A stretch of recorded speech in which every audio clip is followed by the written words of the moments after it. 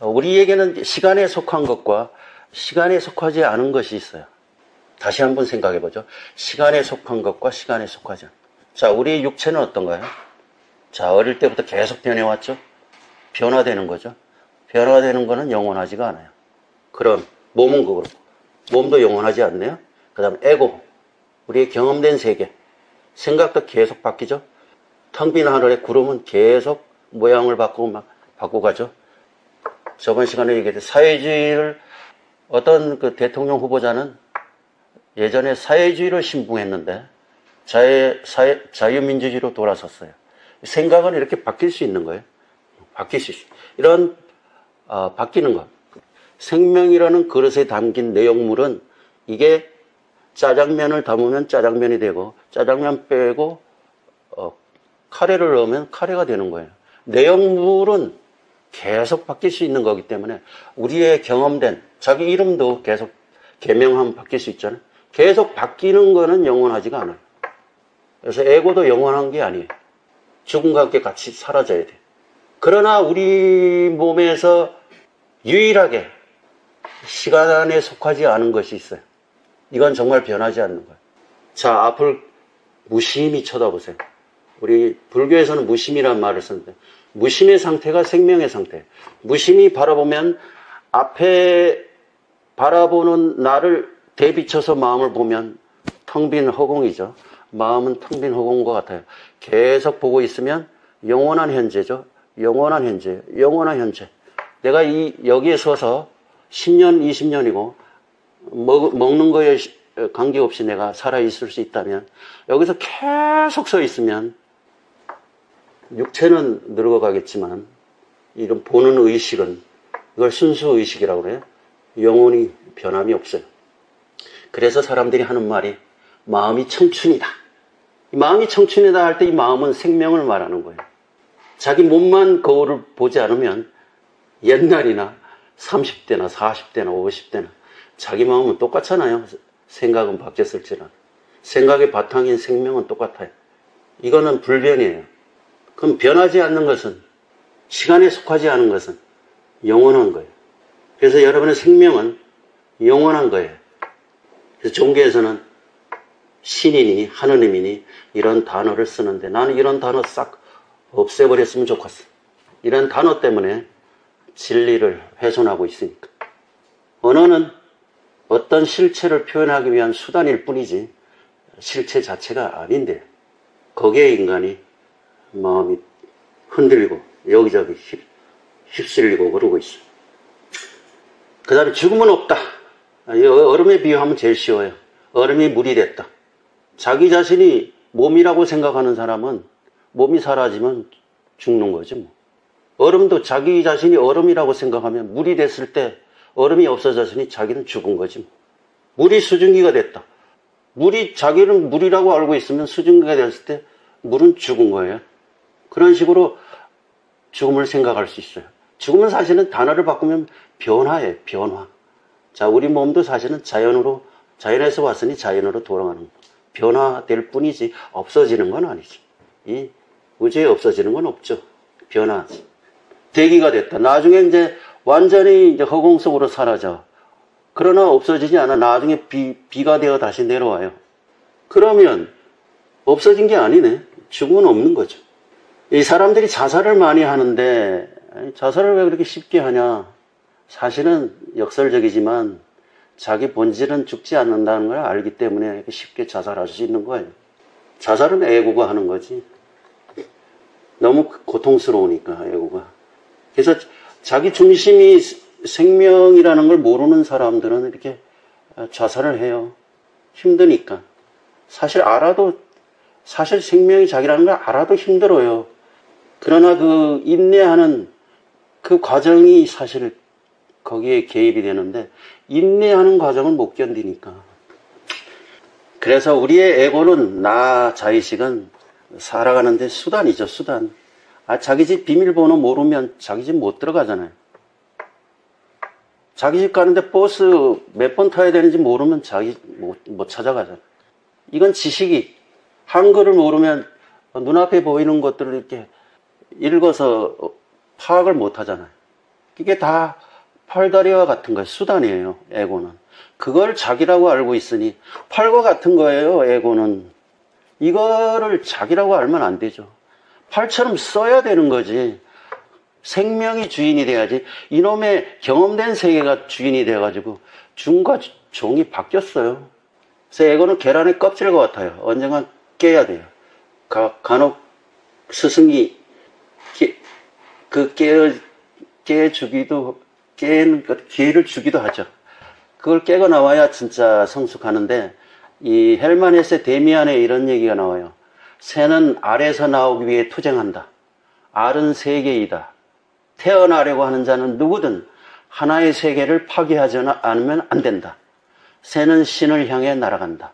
그 신의 이름은 아프락사스이다. 새는 우리 인간 자신으로 볼 수 있죠. 여기서 비유한 거니까. 알은 세계이다. 알은 생명이죠, 생명. 생명이 자유로워지려면 알을 깨고 나와야 돼요. 하나의 세계. 그러니까 에고예요. 이 계란의 껍질이. 이 껍질이 없으면 알이 썩어요. 그래서 우리가 크면서 에고가 필요한 것은 우리를 보호하기 위해서는. 보호하기 위해서. 그래서 뭔가 우리 살려면 뭐 지식도 많이 필요하잖아요. 이게 다 필요한 거예요, 삶의 수단. 새는 신을 향해 날아간다. 새가 우리죠. 신은 다른 말로 하면 생명, 깨달음. 그러니까 우리가 생명을 터득하려면 에고를 깨고 나와야 돼요. 내가 전에 이런 선시를 봤어요. 고려 말의 선사라는데 경한스님이라고 이런 구절이 있어요. 두 마리 진흙소가 싸우다가 바다로 뛰어드네. 난 이걸 보면서 내가 한때는 성과 악의 두 가지로 인해서 상당히 마음의 고통을 겪었는데 어느 날 그 선악을 내가 벗어났어. 그러다가 이걸 봤어요. 아, 두 마리 진흙소가 싸우다가 선악의 대립에서 그걸 초월하니 바다가 생명이죠. 깨달았다는 얘기 같아요, 이게. 그래서 예수가 그랬는지 모르겠는데 성경책에 보면은 진리가 너희를 자유롭게 하리라. 진리가 너희를 자유롭게 하리라. 진리가 생명이잖아요. 생명이 너희를 자유롭게 하리라. 생명을 알면 자유로워질 수 있어요. 그러나 모든 본인이 의존하고 있는 에고의 세계를 벗어나지 않으면 안 된다는 그런 어려움이 있어요. 그래서 이걸 십자가라고, 자기 십자가를 자기가 져야 된다고. 이거 어떻게 죽을까요? 자기가 가진 재산이 10억인데 그거 내놓을 수 있을까요? 죽은 것 같죠? 태어날 때는 없던 재산인데 한번 생각해 보세요. 그래서 내가 마지막으로 하고 싶은 말은 예수는 나는 길이요 진리요 생명이라고 그랬는데 우리도 여러분도 다 속으로 외쳐보세요. 나는 길이요 진리요 생명이다. 나는 에고가 아니라 길이요 진리요 생명이다. 그래서 생명의 삶을 살아야 되는 거죠.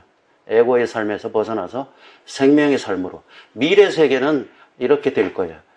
에고의 삶에서 생명의 삶으로. 그때 비로소 인류는 조화롭게 공존할 수 있고 평화롭게 살 수 있고 풍요롭게 살 수가 있을 거예요. 나는 길이요 했을 때 길은 정주영 씨 일화가 생각이 나서 정주영 씨가 서해 간척지 간척 사업을 할 때 뚝을 막아야 되는데 6km예요, 6km. 다 막고 274m인가 남았어. 근데 거기로 물이 드나드는데 물살이 너무 센 거야. 5톤짜리 돌을 집어넣어도 흘러가, 그냥. 와, 이건 막을 수가 없는 거예요. 기초를 할 수가 없어. 세계적인 학자들도 이건 불가능하다고 그랬어. 그런 정주영은, 이거 못 막으면 다 허탕이고 돈 얼마나 손해야. 이거 어떻게든 성공시켜야 되는데, 아이디어가 떠올랐어. 하고자 하면 길은 나타나요. 하고자 하면. 그래서 이 사람이 떠올린 생각이 뭐냐. 폐유조선 322m짜리인가 그래. 요 뚝이 막을 자리는 274m인가 그래. 더 긴 거죠, 폐유조선은. 그걸로 막자. 다들 그래도 소용없다 반대하고 그랬는데 했더니 막아졌어, 드디어. 이게 길이잖아요. 생명은 하고자 하는 사람에게 길을 안내합니다. 영감으로서. 하고자 하면 다 살려주는 것이 생명이요. 그래서 나는 길이요 진리요 생명이다는 이 길은 그런 의미에서 한 것이 아닐까.